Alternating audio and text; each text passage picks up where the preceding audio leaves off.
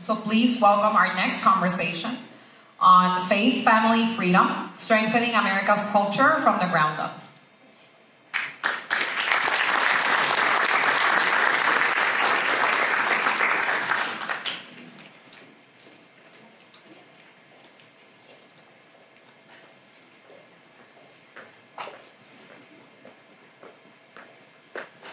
All right, well, good afternoon, and I think at least part of our panel is going to pick up on some of the things from the previous panel, because Oleg stole one of my questions about the role, if there's a role for government in helping promote family formation. So I'm Lathan with Alliance Defending Freedom, and I'll let our panelists introduce themselves as they begin to chime in. I may be the only guy up here without a book.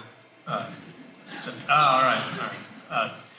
So faith, family, freedom. Those are important words and very big topics. There's probably a lot of ways that we could go with this. So, and I think they're all inextricably linked. But for the panel's sake, I'll try to take them individually. And I could probably ask maybe at least the same question about each one of these. But I'm going to start with faith. In your opinion, the role that faith had in the founding of the country, since we're in this semi-quincentennial, I've been practicing that word for like a half hour, the role of faith in the founding, I think is one of the things that is exceptional about America. And if there's a particular part of that that you want to highlight, and then how that can continue now, 250 years later, to preserve American exceptionalism. So I'll start to my left, and you can introduce yourself, hold up your book, and then weigh in on faith. Sure. Hey folks, I'm Carrie, Sheffield. I'm with Independent Women's Forum, and yes, I have a book. Some copies have been donated, so feel free to grab a coffee and a copy of my book. It's called Motorhome Prophecies, A Journey of Healing and Forgiveness, and it is very twin-like in our covers to Tim Carney's book. They almost look identical. The design, we did not plan that. I feel like I might be the skunk at the garden party, but it all has a redemptive arc in the end. So my story is called Motorhome Prophecies because my father is very mentally ill, and he's 88 now and has Alzheimer's. And unfortunately, his abuse of my 7 siblings and I included making us live in a motorhome. So we also lived in sheds and tents and motorhomes. My brother was born in a tent. In the end, I went to 18 schools, including homeschool, and 17 public schools. So when people say, "Where are you from?" I say, "I'm from America." And I always, when I talk about faith, and I make sure to put the caveat that my father's behavior, he claimed to be a Mormon prophet. He was eventually excommunicated from the Mormon Church, but it was not until I was an adult in 2013.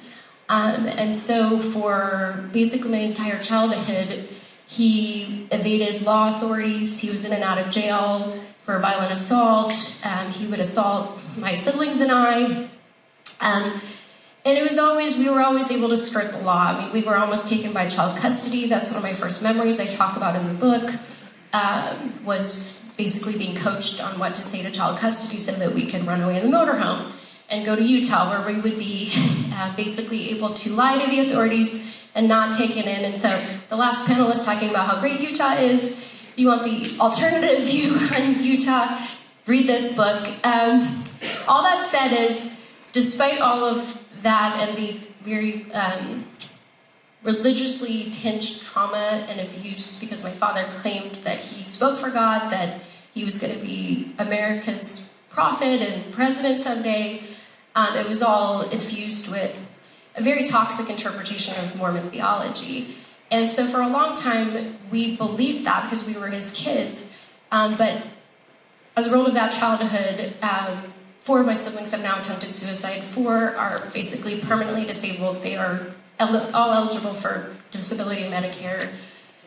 One of them sexually assaulted me, and I'm the only one out of 10 people who does not have a violent criminal record of either violent assault or theft, including my mother. So I had lots of complicated feelings about religion and God for a long time, and so the book wrestles with that. For 12 years, I was agnostic.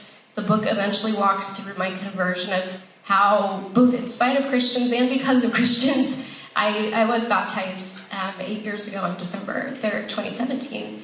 And I have to say that part of why I decided to tell my story and share this book is that I get frustrated sometimes when I hear talks about data and social policy and conservatives, and it seems so divorced from mental illness and reality. And Muhammad Ali said that everybody has a plan until you get punched in the face, and so much of our public policy assumes rationality. And when you're talking about trauma and addiction and violence and the generational sin that occurs, that ain't rational. And there are so many fundamental assumptions that religious people make when sometimes the religion is correlated with trauma when there is unaddressed mental illness. And so all of that to say is I have now come full circle to the point where I actually created a nonprofit called Healthy Faith. And it is, we were organizing this year's, the last 2 years, we've organized a conference at the Museum of the Bible. The conference is called The Bible and Mental Health. I brought in some of the best scholars on mental health, including from Catholic University, Harvard University, Baylor College of Medicine. I've also worked with LDS leaders. I've reconciled with them. I've worked with the son of an apostle, so we're all good there now. But basically, it is to show how, unfortunately, right now in America, when we're talking about mental illness, because so much of poverty, addiction, and homelessness and child welfare issues are mental health related, conservative Christians do not understand how to talk about mental health in ways that are life-giving. There are books, like, for example, one that came out recently called Bad Therapy, and it's an amazing book. I agree with it. It's scorched earth about the current secular liberalism in therapy, but there's a small author's footnote at the beginning that says, this book is for kids who don't really need therapy. And I'm like, well, what about for the ones who do? What do we do for them? And so I created a Healthy Faith to really address that. And so anyway, that's my skunk garden party comments introductory. Okay. Other than that, Mrs. Lincoln, how's the theater? So, with that said, the role that I think there was, even though denominationally and very diverse in the founding era, but there was an agreed upon sort of public understanding of the role of religion in a free and civil society and what it should be. And I think you can see that in even the theology of the Declaration of Independence. How, if there are parts of that, and I'll come to you next, and then there, and then we'll try to get the other two topics in. How do we both understand the positive and the negative, and continue that proper role to preserve what we were given by our founders? I don't have a book, mostly because I probably watched too many movies. And last night, the movie of choice was the film production of 1776, the musical. And so if you watch 1776, the Declaration is formed, Jefferson writes it, Adams pushes him to do it in the telling in the play. And, but then the entire Continental Congress is workshopping it. So, people like John Witherspoon, who's got very different theological views than Thomas Jefferson, and pushing him to put more language about providence in there.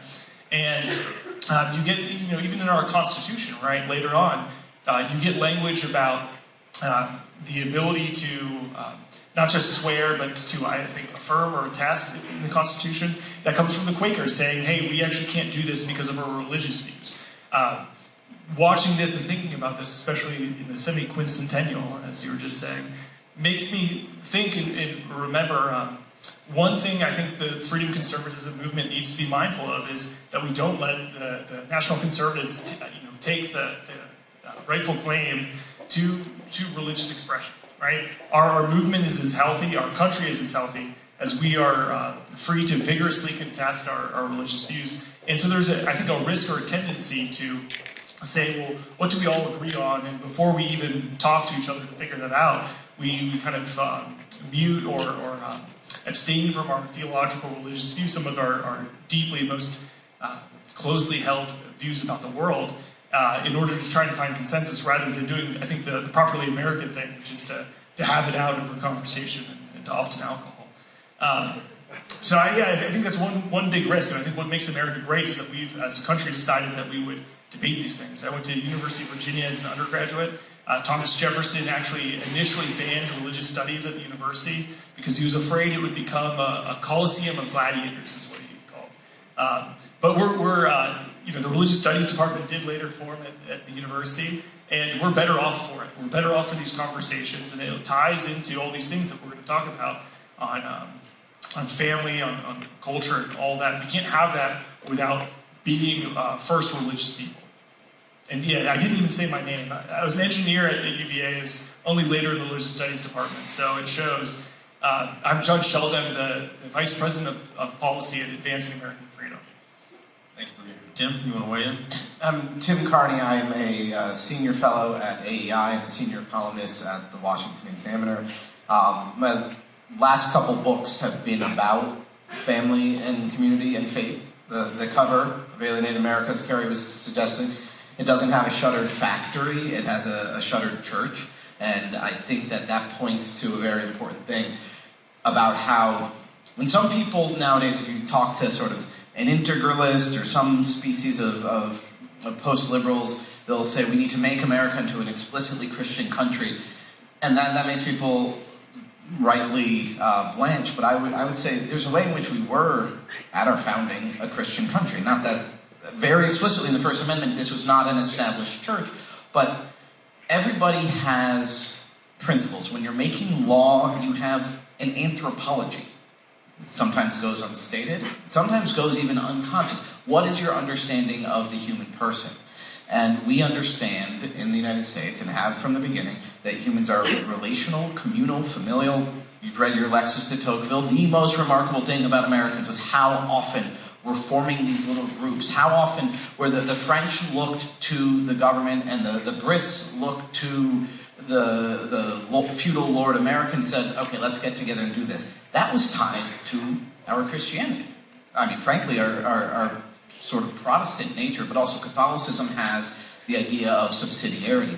So I think that so much of the structure and the foundation and the principles of the United States have been Christian and mostly Protestant, and that part of that has always been religious tolerance and religious liberty baked in. But I think that as we wrestle with sort of how can we make classical liberalism, pluralism, all those things alive today, I do think we have to think, all right, the fundamental idea that you can't just have a state that doesn't have values. We have values, and those values are always going to be connected to your view of what is a human person, which is always going to be connected to your idea of, well, the deeper fundamental truths. Certainly. It's against my religion to force my religion on you, right? Yeah. Like that's kind of our layman's version of the First Amendment, and how Christians, I think, in various, in the broad ecumenical sense, view that. There was a lot in the last panel about family and upward mobility. Of these three, faith, family, and freedom, family is the first God-ordained institution that civilization can be built on, even before the church, even before the civil government. So, what role, is there a role, I'll just go ahead and repeat the question from last time, maybe we'll get different answers here. Is there a role for policymaking in encouraging strong families and helping family formation? If so, what should that role be? Is it the federal government? Is it the state government? Is it the local government? Is it the community, the church?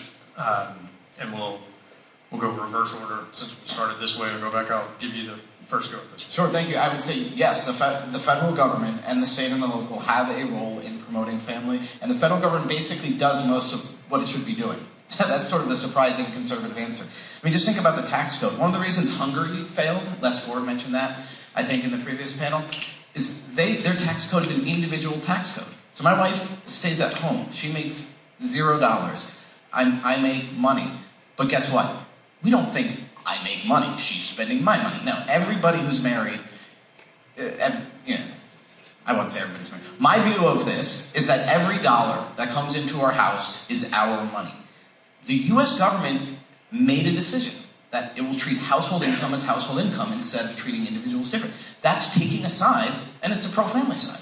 Social Security, even though to some extent it was set up to sort of replace the idea of your children working for you, supporting you in your old age, that's kind of an anti-family aspect of Social Security, but the pro-family aspect is, again, spousal benefits. My wife is going to get Social Security benefits equal to half of mine, even though she will not have worked for money for years.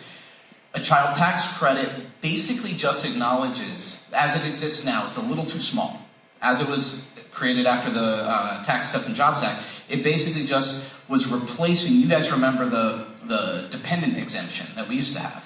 TCJA took that away and replaced it with a child tax credit, which is just a slightly more progressive form of that. It just says a household of 8, which is mine, with making $100,000, is not as wealthy as a household of 1 or a household of 2. And so the federal government already, in lots of ways, acknowledges the importance of family and says we're not just isolated individuals, we're essentially familiar, we're going to treat the family as a creature. I would say the more important stuff to be done is on the state and local level to build more housing.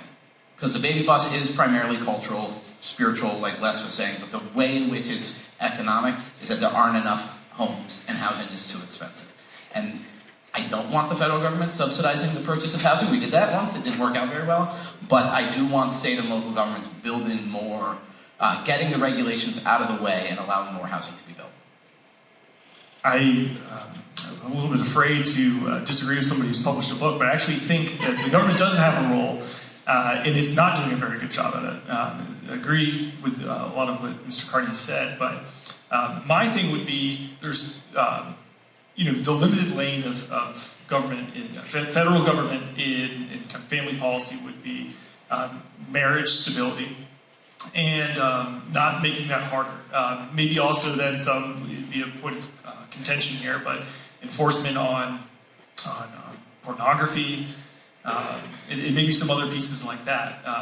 But think of all the different ways actually the government is doing a bad job on family policy because they're making it harder for you to do things. During we had the baby formula shortage, right? And people were incentivized or would have been putting themselves in breach of the law to import European formula, right? That's theoretically to a higher standard because the FDA hadn't vetted it. You have examples like the Europeans have bench seats in their cars and we don't. There's all kinds of ways that the US government is currently making it harder to be a family. And I would start there. That would be where I would begin with my, what's the role of the government is to stop making it harder to have families. Stop, the state level. It's very hard to start a school, even a private religious school. And there's all kinds of these different barriers. I think the best thing the government could do is not kind of these proactive policies, though there might be some place for that, but it's to look at what it's currently doing that's making things harder. Yeah, I agree with that. I think anything that we can do to get the government out of the way in terms of harming families, then yes, including housing. I agree with you, Tim. That and it's interesting because the last 10 years, the great migration away from California, Illinois, the Northeast down to states that are generally they have more liberal, classical liberal, open and free housing policies, and so people are flocking. They're leaving California because housing is the biggest expense for the family budget. And they're fleeing places like California because it's obscenely expensive for families to have housing in California. So that's the biggest chunk financially with housing is how do you improve state and local zoning. So my day job, I'm with Independent Women's Forum. We have lots of policies and ideas on how to improve lives for women, for mothers, so they can be mothers. Most of our staff are working mothers. A big part of that, for example, includes strengthening independent contracting. So people who are independent contractors are much more likely to be women because they prefer flexibility. They're willing to sacrifice less salary so they can have the independence to work from home, so they can have more flexible hours. So unfortunately, the Biden administration and also blue states like California with their AB5, they were, have done everything they can to harm independent contracting, which harms mothers and their ability to bring in income flexibly. And so we're advocating for policies around that, and we have model legislation to protect independent contracting. So come check us out if you want to bring that to your state. We've been doing congressional or state testimonies in favor of this. So I think there are a lot of policies financially. And then just to what I was saying earlier in terms of child welfare, I think ultimately a lot of what happened in my family's case, it was the failure of and I've talked about I've gone through a forgiveness process. I'm not saying anything that I haven't said to my extended family, but my aunts and uncles in Utah primarily, Utah actually has mandatory child abuse reporting laws for everybody, not just for people who are professional, like emergency workers and teachers and things. If certain states have different laws, I think every state should have laws that if you believe there is child abuse, that there are ways you can report anonymously so that you are protected. But unfortunately, my uncle told me once, for example, we were afraid of your dad, so we never did anything for you. And I'm like, well, this is the result, Now, probably millions of dollars will be spent because I don't have this money to support my very mentally ill siblings who were abused, and they were healthy children. So I think to the extent that, I was on with Megan Kelly. She was interviewing me about my book, and she said, who was your mama? Because, she said, your book reminded me of J.D. Vance's book, Hillbilly Elegy, but he had mama. And if you remember in his convention speech, J.D. Vance talked a lot about mama. Mama was the grandma who had the gun in every drawer to basically protect him and the family. And she said, who was your mama? And I said, we had no mama. And so the difference, so anybody in your life or people that you know, that's, if you know about ACE scores, the Adverse Childhood Experience Score, that's the test that's used in child custody and court cases to determine the level of severity of child abuse. One of the questions is, do you have one person in your life who stands up for you and really cares about you and protects you? That's a major influence in a child's life. So if you are considering being a foster family or a foster child or fostering a child, you could be that mama for someone and you could really make that difference. So that's my plug for people who want to practice what they preach. Certainly, and I'm glad you mentioned foster, because, and also in the realm of, first thing is stop doing things that are making it harder. We currently have a client where we're suing the state because the state had said they were the best family in the state to foster a baby that was suffering from, say, fetal alcohol syndrome. That was kind of like their specialty. The family would not sign a document that says, hypothetically, if this child grows up to be LGBTQIA, look at the whole alphabet soup, that they wouldn't sign a document that says, if that happens, yes, we will support their chosen identity or whatever. And so we're now representing them suing the state to say, like, you're taking somebody who you yourself have said, like, you are the best family available to us who specializes in helping these kids. And based on this hypothetical, you're going to say they are not qualified to parent this child. And if they can do it for a foster family, they will eventually come after you and your own biological kids to determine who's really fit to parent. Sorry, soapbox, but that's that gets me fired up. We're running out of time. I do want to get to freedom, since it's sort of in the name. And so I want to go just a little bit different direction here in the last few minutes that we have left. Our founders definitely had an idea of ordered liberty, that order without liberty is tyranny. Liberty without any sort of order is chaos, which eventually leads back to tyranny. Today, if you ask the people in this room, we might have a pretty good consensus on what does freedom mean.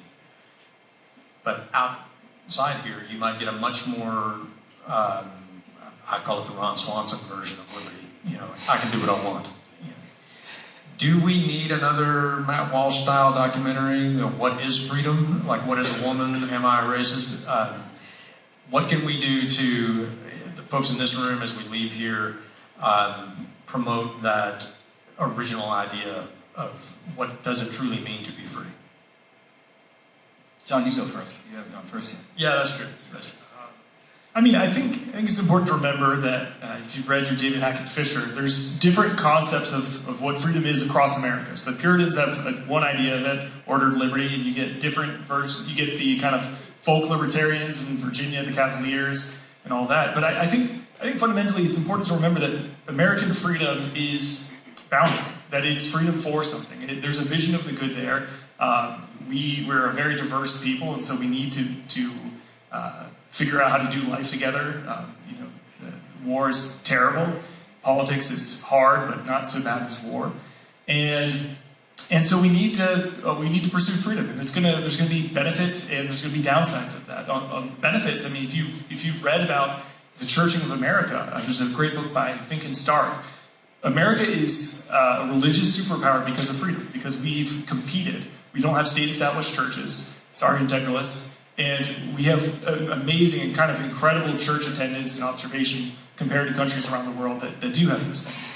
On the other side, because of freedom, we have prosperity. And prosperity has probably led to less babies to some extent. You know, there's opportunity costs to having children.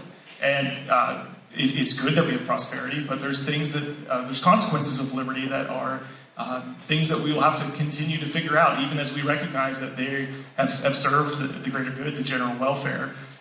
Freedom, you know, it doesn't always come in the way that we hope or think it does, but it's kind of the best policy that we figured out for being a world superpower, for being the best place to live in the world, to having kind of the most conscientious protections because of religious freedom, because of economic freedom, because of all these different things. So I think that's the starting place. I'll say I think one problem with a widespread idea of freedom in the United States, it goes beyond, you know, you can't tell me what to do, but it goes to, you shouldn't even say what you think is good or bad. I mean, obviously I see this on Twitter where it's, you know, a cesspool, but if I say, I think right now in America, we would be better off if more people got married and had kids. I absolutely 100% believe that. I'm not infringing on anybody's freedom by saying that.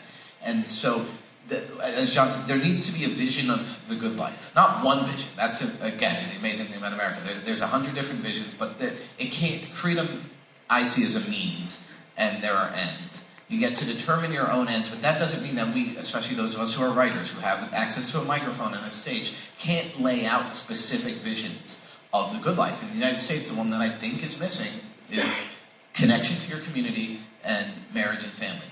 We have a deficit. Not everybody needs more of that. You know, Sicily run by the mob, Afghanistan under the Taliban, they have a little too much of that family stuff. That's Carrie's story as well. But right now in America, we have insufficient faith, family, and community. And so to lay out that vision of the good life and say freedom is the best road to take there, that's what I think we need more of. Yeah, I think freedom, at least in the context of what I've been speaking about, is freedom from family trauma, freedom from mental illness, freedom from the generational sin that is passed down from generation to generation. Because when you look at foster care kids, they're so much more likely, the women, to marry an abuser. The boys are much more likely to become an abuser, and it just gets passed down, and then their children become this. So it's the opposite of a generational blessing. It becomes a generational curse. And so I think, you know, I just gave my first college commencement speech, and I was looking at some speeches, and I was thinking about how so often the speakers are like, you won the ladder if you were born in America. And it's like, if you're a foster kid or you're the son of a drug addict, like, no, you don't feel that way. I used to feel like I lost the sperm lottery. Like, why was I born in this family? Like, yeah, I'm an American, but like, it sucks. It sucks. So like, don't just preach at people without actually understanding where they're coming from. And I think the Christian experience can really put a lot of shame on people. And so I think freedom from shame and from where where you're coming from, understanding that, that's to me real freedom, and being able to break that curse and like really just loving people instead of, you know, like I heard a great phrase, like the world says shame on you and God says shame off you. Like I think that's to me the ultimate freedom, is freedom from shame, and freedom to know that, you know, maybe I was born in a horrible family in America, but like I have the ability through great mental health treatment and not shaming people for getting mental health treatment, and also understanding that the mental health industry has been taken over by the secular left. And so rather than just shaming and marginalizing it, the right needs to actually get into that and take it back, because then we're actually going to get people to break those cycles and get them to freedom. All right, help me thank our panel.